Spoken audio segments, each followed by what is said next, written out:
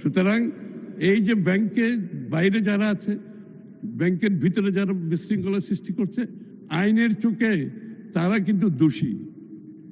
BNP সরকার যথেষ্ট ধৈর্যের পরিচয় দিচ্ছে, আইনের চোখে তারা দোষী।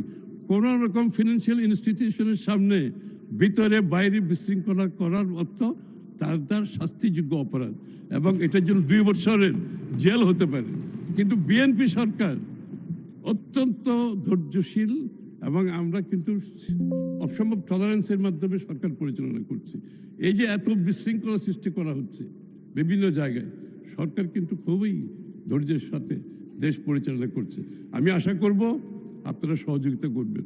আগামীর বাংলাদেশ, যা বিএনপি যে আগামীর বাংলাদেশ গড়ার যে শপথ নিয়েছে, সেটা আপনাদের বাদ দিয়ে তো না, আপনাদেরকে নিয়েই তো আমরা করতে চাই। কারণ আপনারা তো নির্বাচিত হয়ে এসছেন, আমরা না হয় বেশি এসছি, আপনারা কম আসছেন, কিন্তু আপনারা তো নির্বাচিত। আমার অনুরোধ, আমরা ঐক্যবদ্ধভাবে সামনের দিকে এগিয়ে যাই।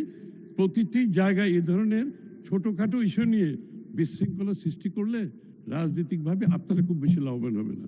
আপনাকে ধন্যবাদ মাননীয় স্পিকার।